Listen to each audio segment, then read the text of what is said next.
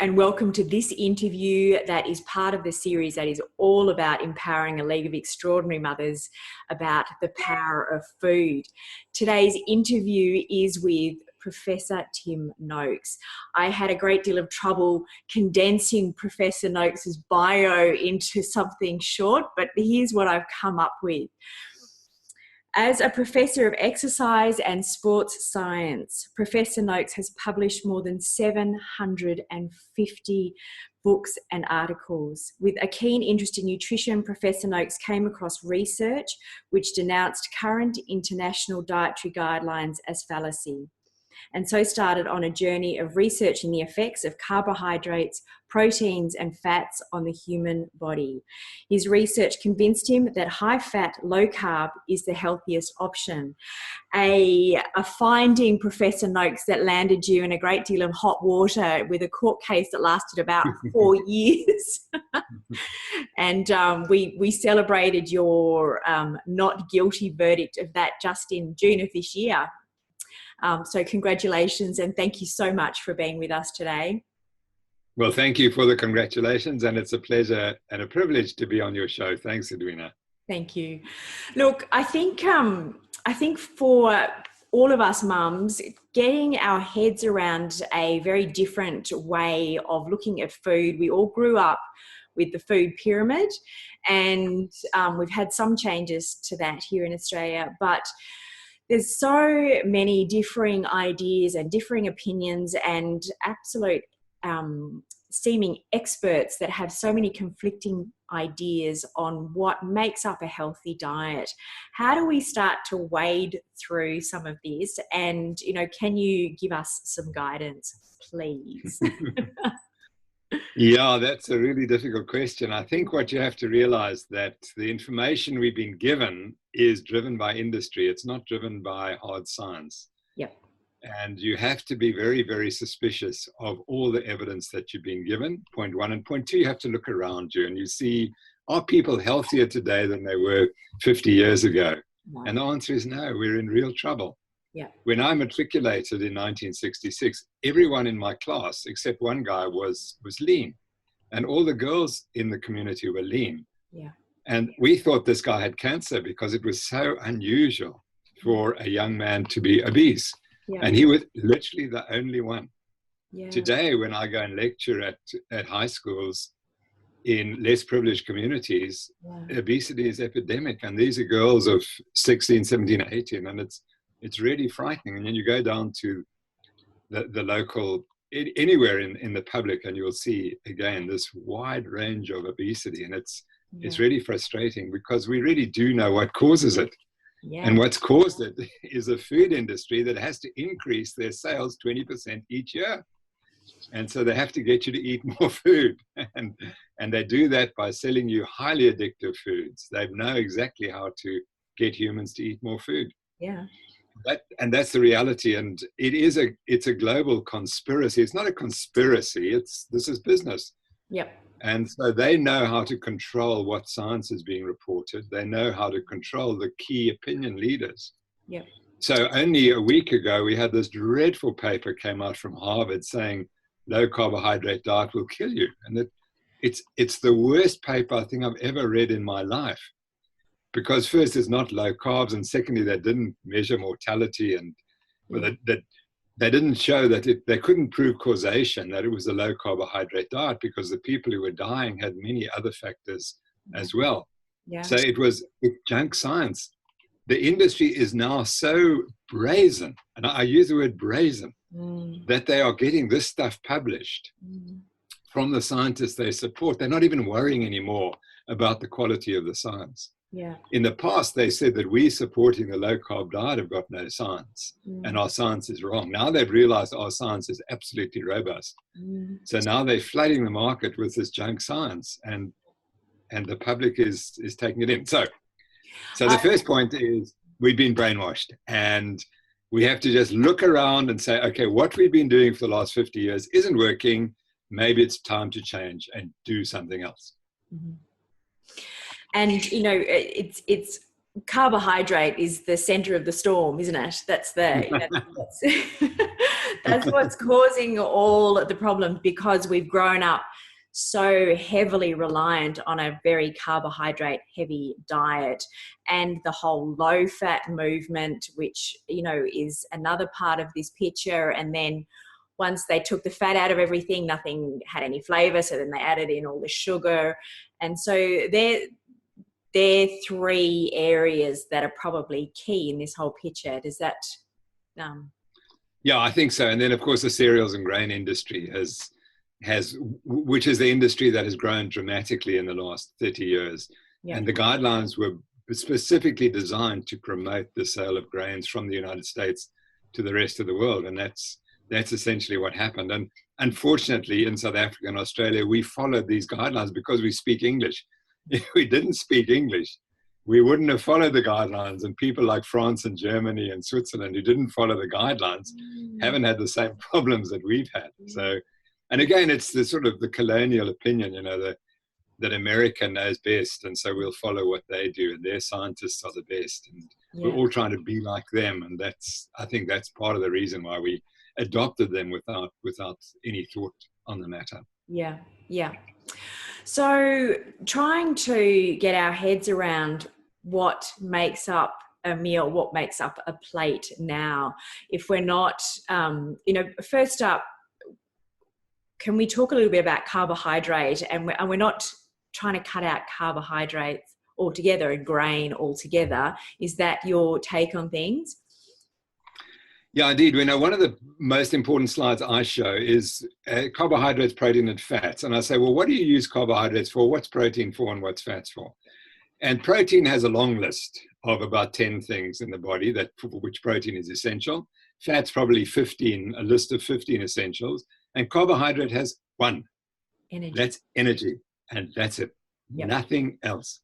Yep. And that's point one. And then point two, I said that we have no requirement for endogenous, i.e. ingested carbohydrate, because we've got this fabulous organ, the liver, which generates all the carbohydrate we need, and it uses fat and protein to produce the carbohydrate. And that can provide more than enough glucose for the body's requirements. So we have zero requirement for carbohydrate.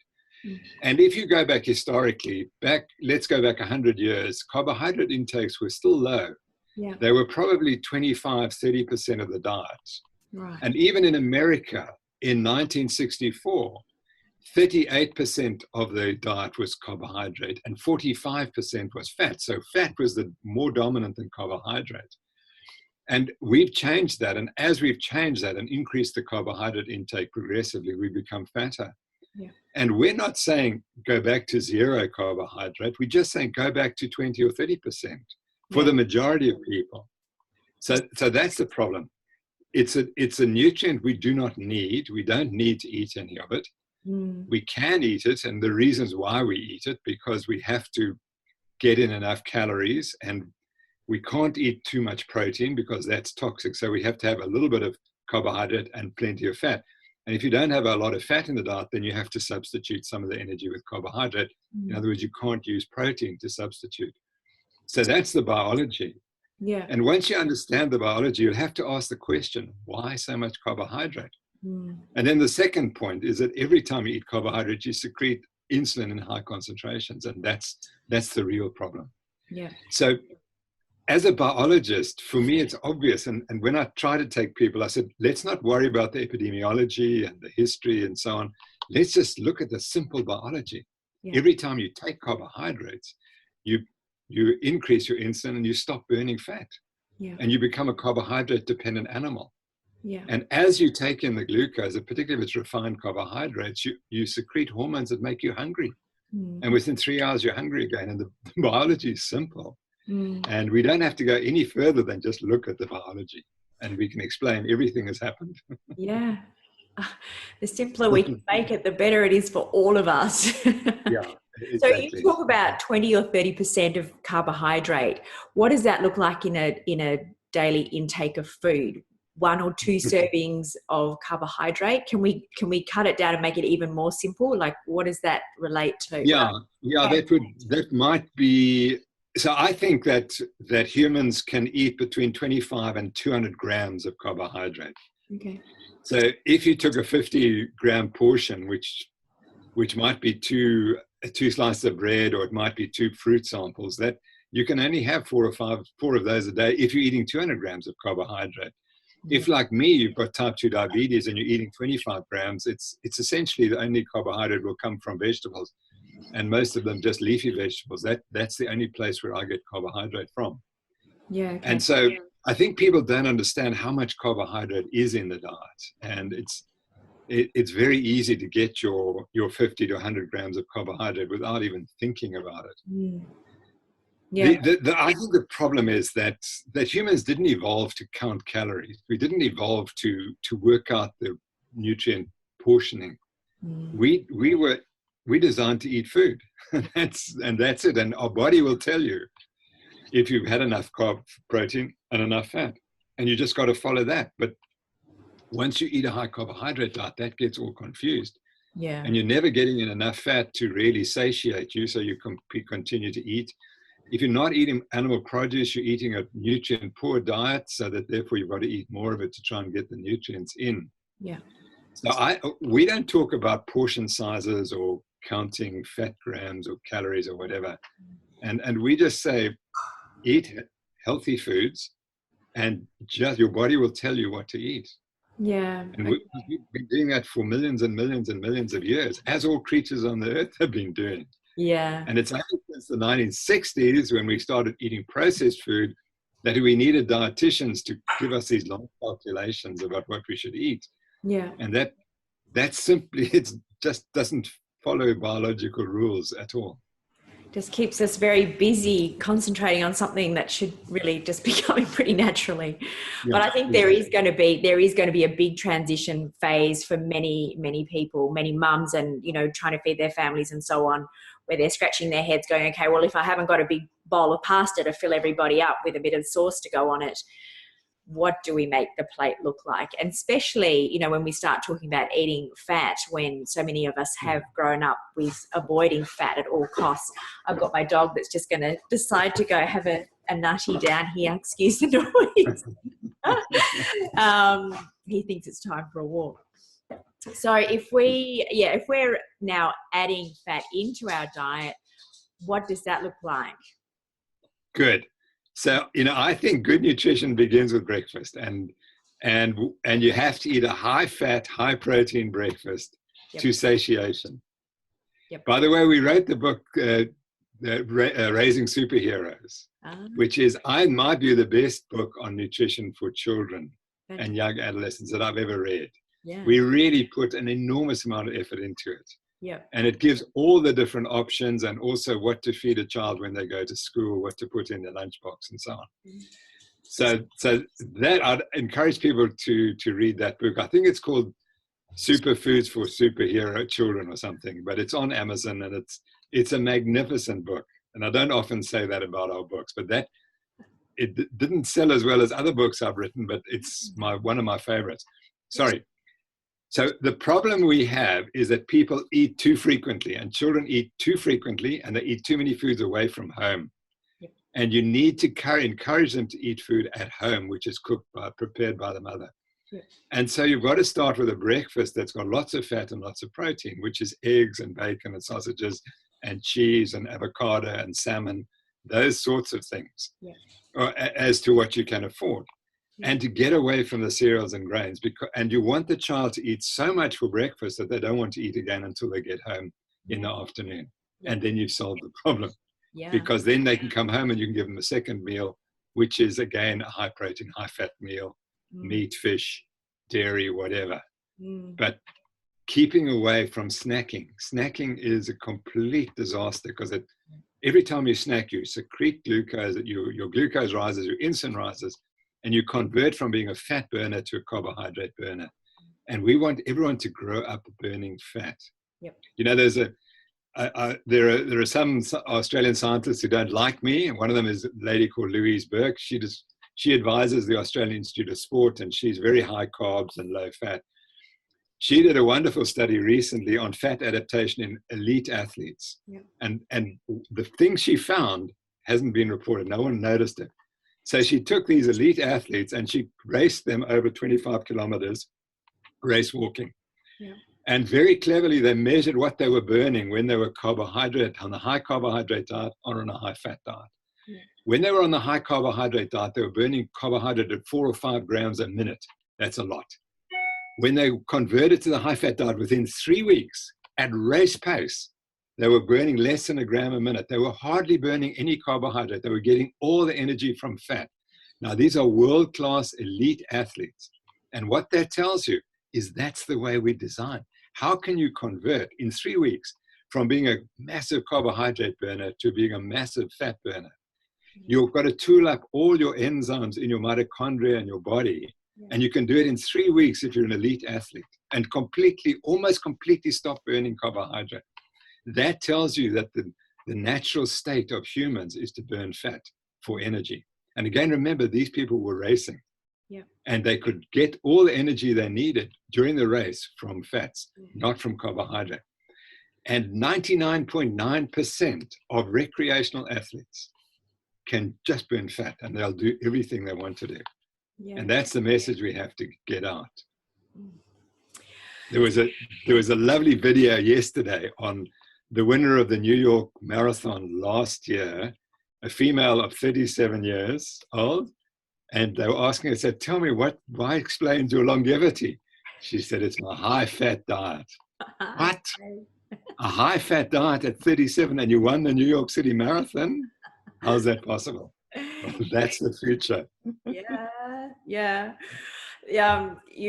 You've warmed my heart a little with the talking about children's breakfast and then not eating when they get home. I've struggled with this because my children stopped eating at school because they got sick of people saying that their food looked weird, carrot sticks and hummus dip, and it didn't come out of a packet, and they've struggled with that, and so they stopped eating at school. So just to give mums an idea, breakfast in our house is a couple of eggs each, scrambled, maybe with some feta cheese, coconut milk, avocado, and then a big salad with a dressing, olive oil and balsamic vinegar dressing, and getting in that protein and fat, and they last until they get home after school. That's what we've done out of necessity, but it's nice to hear that I was actually doing the right thing. We are always after that confirmation that we've got something. Yeah. So, that's the first question I ask anyone when they say, I want to lose weight. So what are you eating for breakfast? Yeah. And if they're eating a high carbohydrate breakfast, it's hopeless. You can't do anything until they convert away from that.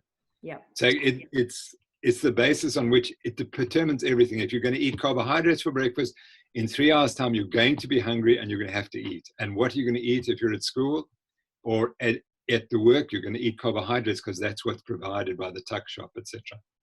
Yeah.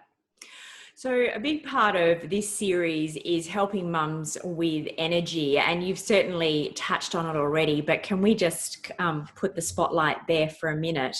And, so many mums, in fact, I hardly know anyone that doesn't complain of exhaustion and tiredness. And so is this fitting in with the picture of relying on carbs rather than fat? Is that your... Yeah. I think so. And when you're eating a lot of carbs, you're probably eating a lot of sugar, and you've probably got a mild sugar addiction. And so it's like a drug that you run out of the drug. 3 hours later, you've got to have another fix. And that's what I think the problem is.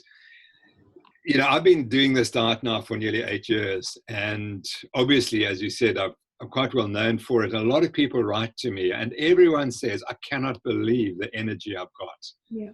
And that's, whatever it is, it's one of the most remarkable changes that you get. You get away from all this fatigue and this brain fog, and you start to feel just so much better. We can't explain it because we don't understand what's going wrong. But all I know is that the high carbohydrate diet just makes you tired and fatigued.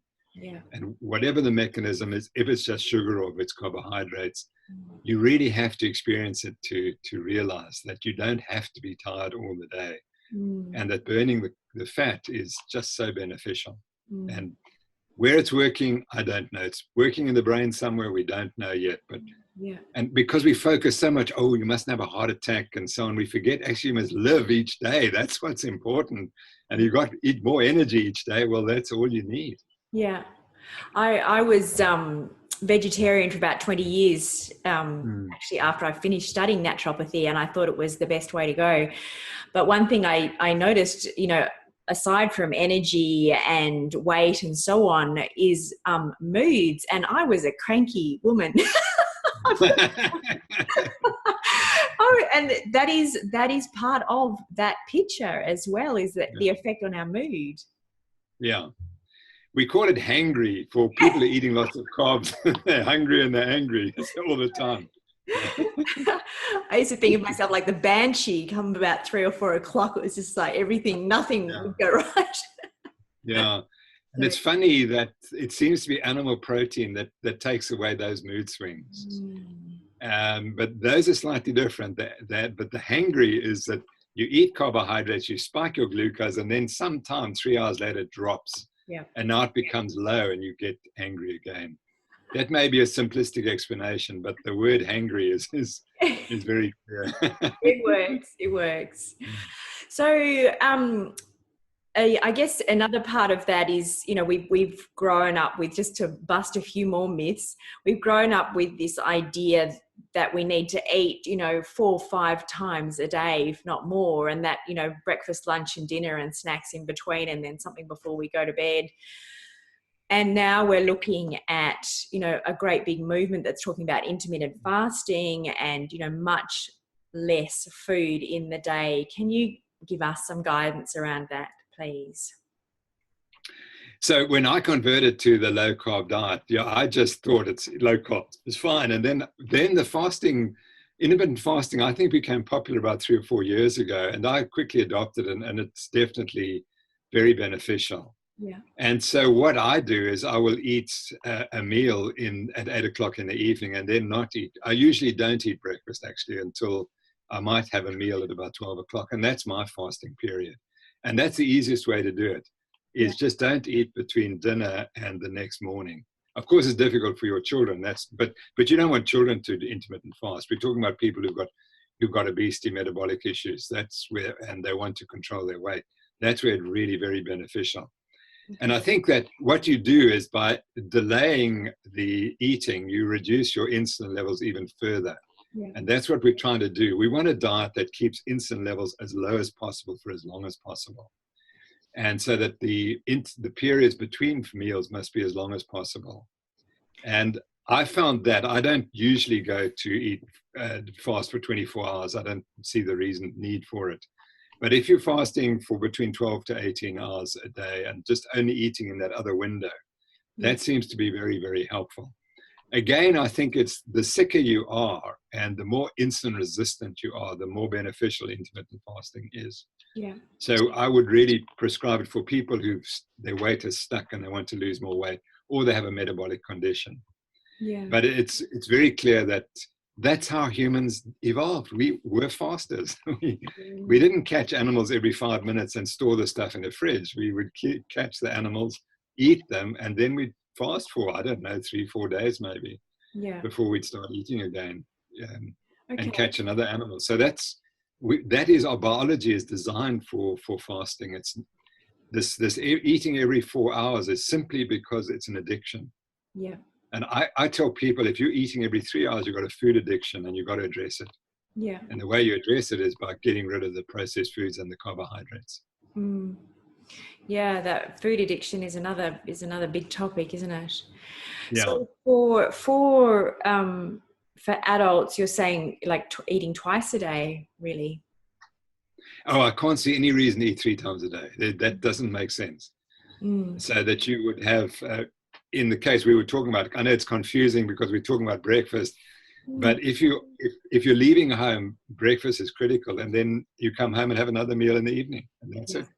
Yeah. There's no reason to eat more than that. Of course, you can snack, but then it's got to be high-fat snacks and high-protein snacks, because they will take away your hunger very, very quickly.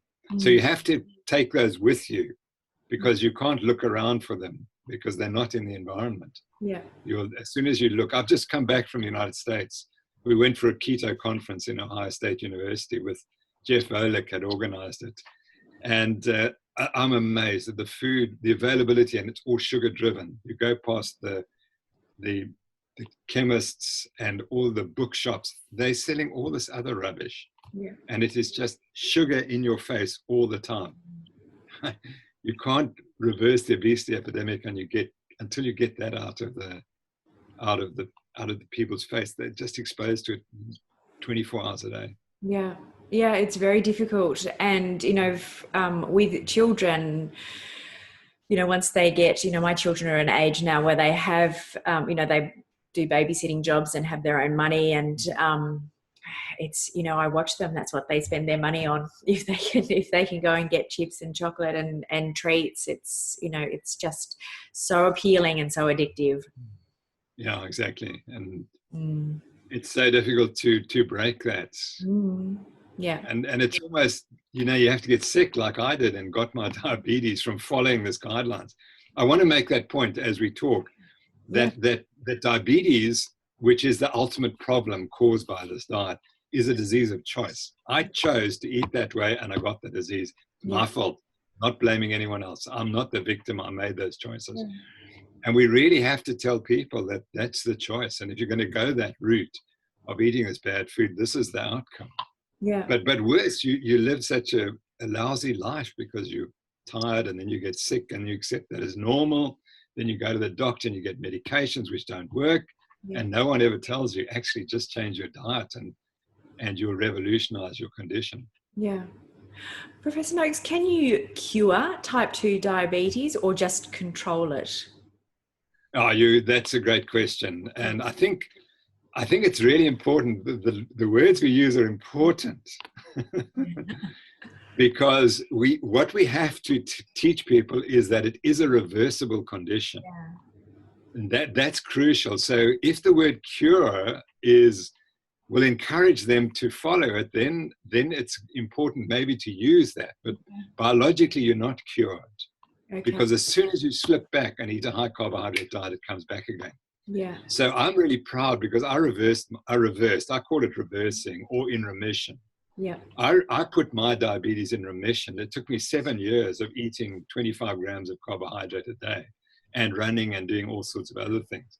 But it took 7 years. Wow. And now my glucose this morning was 4.9, which is below normal. Normal would be 5 or higher. Yeah. So I don't always get it every morning at 4.9, but today was, so that's great. Because my emotion is the most important determinant of what my fasting glucose is. And if I'm a bit emotional, stressed, my glucose will rise a bit to 5.5 or 5.6, which is still completely normal for my age. So if you were to test me, you wouldn't be able to tell that I'm diabetic. Yeah. But if you were to give me carbohydrates for 3 days, you'll see I'd be full-blown diabetic again. Yeah.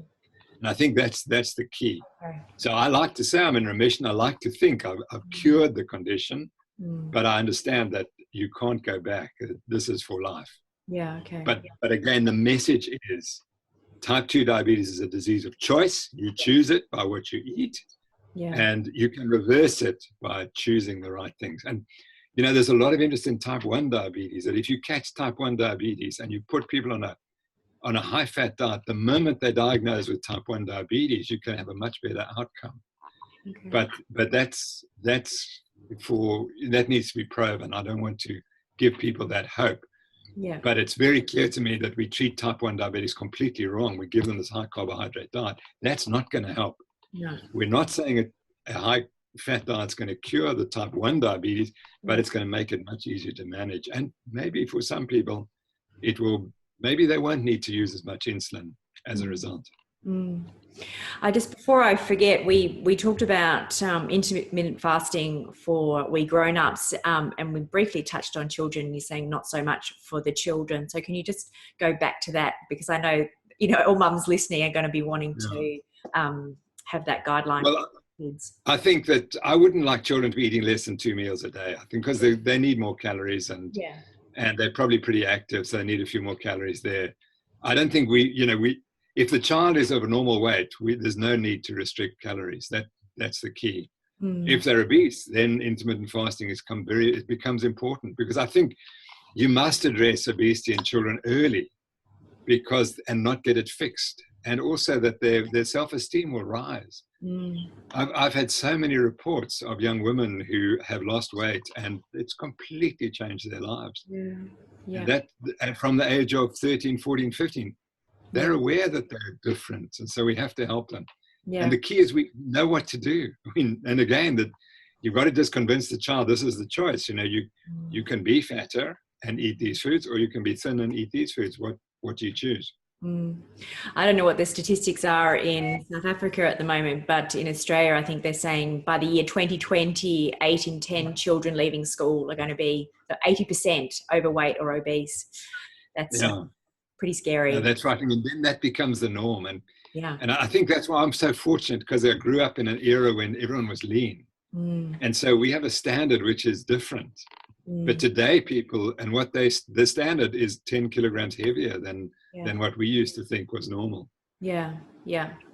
And the next generation, it will be 15 kilograms heavier or whatever. Yeah. Because I think a very important point for mothers is obesity begins in the pregnancy, during the pregnancy. That's terribly important. It's what the mother eats that determines the outcome for the child. And the more carbohydrates she eats, the more insulin she secretes, the more glucose she provides to the baby, to the fetus. And the fetus has to secrete insulin because the mother's insulin doesn't cross the placenta. So the fetus, every time the mother eats carbohydrate and her glucose spikes, she exposes the baby, the fetus, to a high glucose. And the baby has to secrete insulin. And so it produces its own insulin. It becomes insulin resistant already in the uterus. And so when it's born, what happens? We wean it onto high carbohydrate diet. So the insulin resistance just gets worse. And and then there are epigenetic effects where what the mother ate influences the gene expression in the fetus and the baby to become fatter and more insulin resistant. So it's every generation's getting worse. I actually heard that it's, is that correct, that it's actually 3 generations. So every woman carries 3 generations in that genetic makeup. So what my grandmother ate is actually playing a role in my health now. Absolutely correct. And now I read a paper yesterday, again, it's the males as well. The male protein intake is influencing the sperm quality, and that's influencing what happens to the baby as well. So there's all these effects which we're only beginning to start to realize now. And that's where we're hearing we're looking at the first generation that's going to have a shorter life expectancy than their parents. So, and people don't understand that. And despite in the United States, I don't know what it's like in Australia, but you've got this huge increase in costs of medical costs, and the life expectancy is dropping. And I mean, so therefore, people have to understand you can't buy health. You can't medicate health. Once you're sick, the doctors can't help you. The medication they're prescribing aren't going to help. And we have to stop. And we've got to understand that we're accountable for our health. And it's what we're eating is the single most important determinant. And what exercise we're doing is the second most important. And then we've got sleep and stress and all those other things. But it's all, there's no magic pills. I actually love that that's the solution. I love that it is so straightforward. And, that's what this series is all about, because I feel like we've grown up in a time where we've outsourced our health to experts, and they've, in a lot of instances, let us down. And now I think as adults, as mums who are raising this next generation, we are enormously empowered, because all this information now is you just have to hop on your computer, and there's so much stuff now that we can, but we've got to cut through that confusion. Exactly. I worked with a very famous coach, and he said, there was sports before video analysis and after video analysis. Coaching did change. The moment video analysis came in, coaching changed. And it's the same with the internet and social media. They've completely changed medicine. There was medicine before the social media, and there's medicine afterwards. And unless doctors understand it, they're just going to become irrelevant. We're going to be getting all our medical care on the internet in future. And it's literally 5 years away. That we're not going to be going to doctors to get information. I think education across the board is looking like that, isn't it? Yeah, that's a good point. Very good point. Fantastic. Professor Noakes, I feel very sad that I have to wind this up. I would love to just keep talking, but I know that you have an offer for our audience, a webinar program that you run. Could you tell us a little bit about that? Yeah, what we realized about 6 months ago, that I have a foundation, and all the money I raise from talks like this or whatever, and the books I write and so on, I give to the foundation.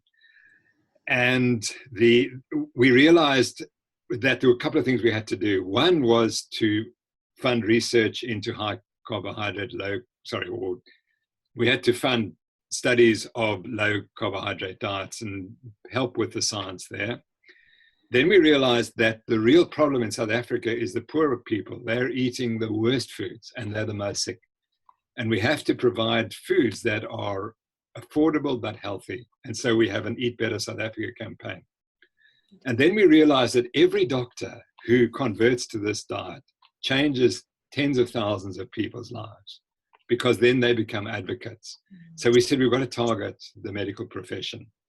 And we've developed the Nutrition Network, which is a platform to educate doctors on how to prescribe the low carbohydrate diet.